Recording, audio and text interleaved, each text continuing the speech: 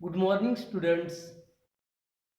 Today we are going to learn limitations of statistics. The first limitation is qualitative aspect ignored. The statistical methods do not study the nature of phenomenon which cannot be expressed in quantitative terms or qualitative terms. Such phenomena cannot be a part of the study of statistics. These includes health, riches, intelligence, etc. It needs conversion of qualitative data into quantitative data. विद्यार्थ्यांनो, आज आपण सांख्यिकीच्या मर्यादा अभ्यासणार आहोत. त्यापैकी पहिली मर्यादा आहे सांख्यिकी गुणात्मक पैलूंकडे दुर्लक्ष करते. सांख्यिकीय पद्धती घटनांच्या स्वरूपाचा अभ्यास करत नाहीत, ज्यास परिमाणात्मक शब्दात व्यक्त केले जाऊ शकत नाही अशी घटना आकडेवारीच्या अभ्यासाचा भाग असू शकत नाही. यामध्ये आरोग्य, संपत्ती, बुद्धिमत्ता इत्यादींचा समावेश आहे. गुणात्मक माहितीचे परिमाणात्मक माहितीमध्ये रूपांतर करणे आवश्यक आहे. Then second limitation is it does not deal with individual items. It is clear from the definition given by Professor Horace Sacrist. By statistics, we mean aggregates of facts and placed in relation to each other. That statistics deals with only aggregates of facts or items, and it does not recognize any individual item. Thus, individual terms as death of 6 persons in a accident, 85% results of a class of a school in a particular year will not amount to statistics, as they are not placed in a group of similar items. It does not deal with the individual items, however important they may be. या ठिकाणी आपण दुसरी मर्यादा विचारात घेणार आहोत, ती म्हणजे सांख्यिकी वैयक्तिक बाबींवर व्यवहार करत नाही. या ठिकाणी प्रोफेसर होरेस सॅक्रिस्ट यांनी जी व्याख्या केली आहे त्यावरून असं स्पष्ट होते की आकडेवारीनुसार अर्थ तथ्यांचा समूह होतो आणि एकमेकांच्या संबंधात ते ठेवले आहे. ती आकडेवारी केवळ वस्तुस्थिती किंवा वस्तूंच्या एकत्रित वस्तूंशी संबंधित आहे आणि ती कोणतीही वैयक्तिक वस्तू ओळखत नाही. अशाच प्रकारे उदाहरण घ्यायचं असेल तर अपघातात 6 जणांचा मृत्यू, एखाद्या विशिष्ट वर्षाच्या शाळेच्या वर्गाचा 85% निकाल यासारख्या वैयक्तिक अटी यासारख्या वस्तूंच्या गटात ठेवल्या नसल्यामुळे आकडेवारीस पात्र ठरणार नाहीत. हे वैयक्तिक बाबींशी संबंधित नाही, तथापि ते कदाचित महत्त्वाच्या असू शकतात. Then third limitation is it is liable to be miscued, as W.I. King points out that one of the shortcomings of statistics is that do not bear on their face the level of their quality. So we can say that we can check the data and procedures of its approaching to conclusions, but these data may have been collected by inexperienced persons, or they may have been dishonest or biased. As it is a delicate science and can be easily misused by an unscrupulous person, so data must be used with a caution. Otherwise, results may prove to be dis- distortions.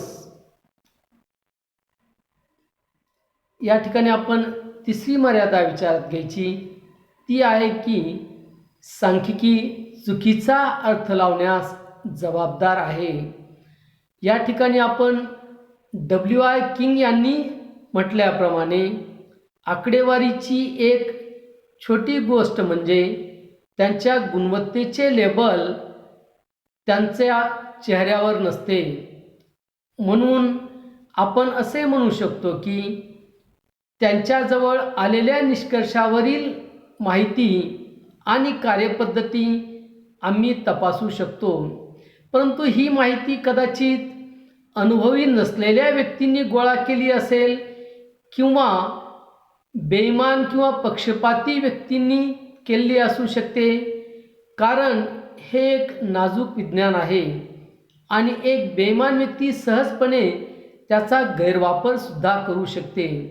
म्हणून सावधगिरीने माहिती वापरणे आवश्यक आहे, अन्यथा परिणाम विनाशकारी सुद्धा असू शकतात.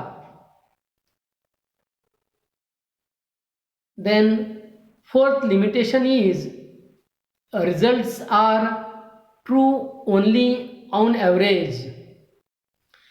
As discussed above, here the results are interpolated for which time series or regression or probability can be used. These are not absolutely true. If average of two sections of students in statistics is same, it does not mean that all the 50 students is in section A has got same marks as in B. There may be much variation between the two, so we get average results. Statistics largely deals with averages, and these averages may be made up of individual items radically different from each other. W.I. King.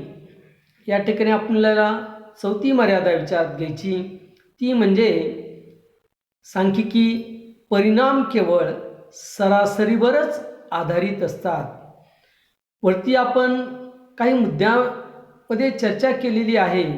येथे परिणाम एकमेकांशी बोलले जात आहेत, ज्यासाठी वेळ मालिका किंवा प्रतिगमन किंवा संभाव्यताचा वापर केला जाऊ शकतो. हे अगदी खरे नाहीत.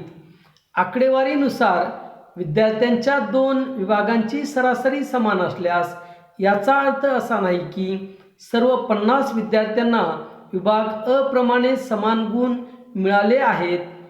बी मध्ये बरेच फरक असू शकतात, तर आम्हाला सरासरी निकाल मिळतात. आकडेवारी मुख्यत्वे करून किंवा प्रामुख्याने सरासरीशी संबंधित आहे आणि ही सरासरी एकमेकांपेक्षा पूर्णपणे भिन्न असलेल्या बाबींची बनविली जाऊ शकते असे प्रतिपादन W.L. किंग यांनी केलेले आहे. Then fifth limitation is too many methods to study problems. In this subject, we use so many methods to find a single result. Variation can be found by quartile deviation, mean deviation or standard deviations, and results vary in each case. या ठिकाणी आपला पाचवी मर्यादा विचारात घ्यायची आहे, ती म्हणजे 6वी मर्यादा विचारात घ्यायची, ती म्हणजे समस्यांचा अभ्यास करण्याच्या विविध पद्धतीसाठी वापर किंवा विविध पद्धतींचा वापर केला जातो समस्या सोडवण्यासाठी. या विषयात आम्हाला एकच निकाल शोधायचा असेल तर अनेक पद्धतींचा आपण उपयोग करतो किंवा वापर करतो. उदाहरणार्थ चतुर्थक विचलन किंवा विचलन माध्य, प्रमाप विचलन इत्यादींच्याद्वारे आपण विविध निकाल किंवा एकच निकाल आपण शोधण्यासाठी विविध पद्धतींचा वापर करतो. मग यामध्ये बरेच विचलन किंवा फरक आढळू शकतो आणि प्रत्येक प्रकरणात परिणाम भिन्न असतात.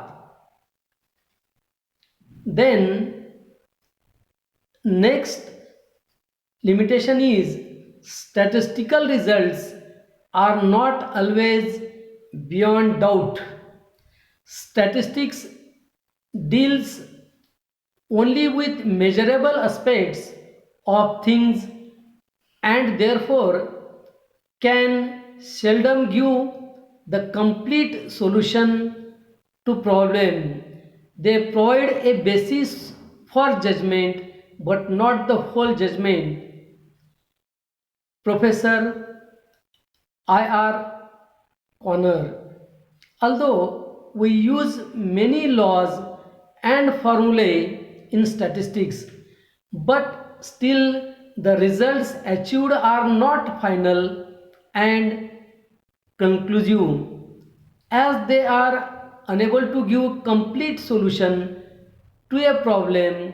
The result must be taken and used with much wisdom. या ठिकाणी आपल्याला नंतरची मर्यादा विचारात घ्यायची आहे, ते म्हणजे सांख्यिकीय निकाल नेहमीच संशयाच्या पलीकडे नसतात. म्हणजे काय, आकडेवारी केवळ गोष्टींच्या मोजण्यायोग्य बाबींशी संबंधित असते आणि म्हणूनच क्वचितच समस्येचे पूर्ण निराकरण होते. ते संपूर्ण निर्णयाला नव्हे तर निर्णयाला आधार देतात, असे प्रोफेसर L.R. कॉर्नर यांनी प्रतिपादन केले आहे.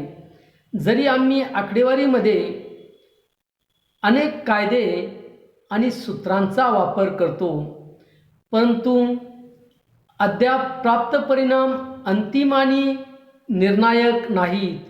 ते एखाद्या समस्येचे पूर्ण निराकरण करण्यास अक्षम असल्याने त्याचा परिणाम खूप शहाणपणाने घेतला पाहिजे आणि त्याचा उपयोग केला पाहिजे. या ठिकाणी आपण काही सांख्यिकीच्या मर्यादा आपण अभ्यासल्या आहेत.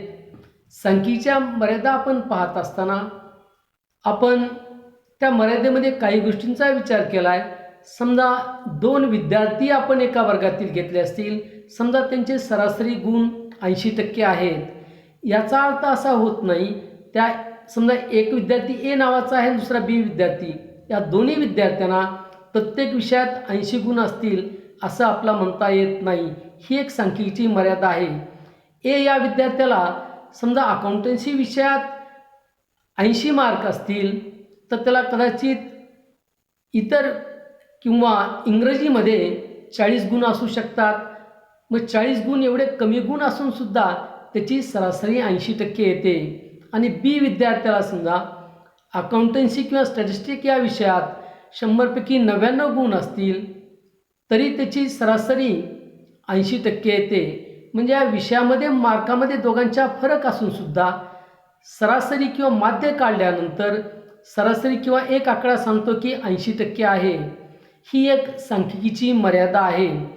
आणखी या मर्यादेमध्ये आपण पाहत असताना असा विचार केला आहे की सांख्यिकी रिझल्ट देत नाही. रिझल्टपर्यंत किंवा आपला एखादा निष्कर्ष काढण्यापर्यंत पोहोचण्यासाठी आवश्यक असणारी माहिती पुरविते, परंतु रिझल्ट देण्याचं काम सांख्यिकी किंवा सांख्यिकी आकडे करत नाहीत. यानंतर आपण आणखीन एक मर्यादा पाहिली.